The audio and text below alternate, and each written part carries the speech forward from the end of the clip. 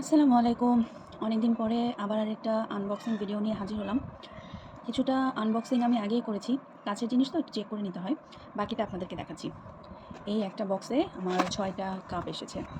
চায়ের কাপ। যদিও তারা আমাকে বলে দিয়েছিল সাইজটা ছিল হচ্ছে ২৫০ ml। কিন্তু আমি বুঝতে পারিনি যে ২৫০ ml সাইজের একটা কাপ এত সাইজে ছোট হতে পারে। এই যে। এখন এই কাপে আমি কাকে চা দেব?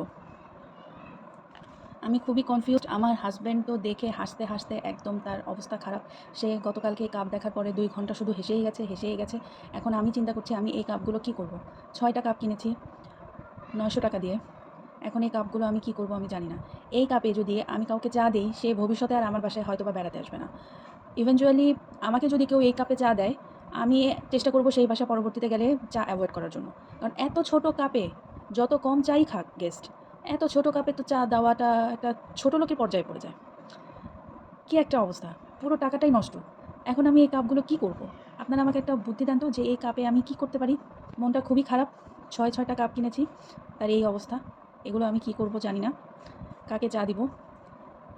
আমি আসলে খুব হালকা জিনিসটা, মানে খুবই হালকা। এক আঙ্গুলে ইজিলি রাখা যাচ্ছে, মানে আঙ্গুলেও প্রেশার পড়ছে না। এত হালকা। তো হালকাটা ব্যাপার না। একটু যদি সাইজটা বড় হতো তাহলে বেটার হতো। কিন্তু এই যে দেখেন কতটুকু। আমি এই ছোট কাপে কাকে চা দিব? যেই গেস্টকেই চা দিই সেই গেস্ট পরবর্তীতে আর আমার বাসাতেই আসবে না। এই হচ্ছে অনলাইনে জিনিসের আমার ১ম বার মতো আমি ঠকে গেলাম পুরা সেট নিয়ে। এরপর থেকে এটলিস্ট চায়ের কাপ বা বাটি এই টাইপের জিনিস কেনার ক্ষেত্রে অবশ্যই আমি অফলাইন প্রেফার করব।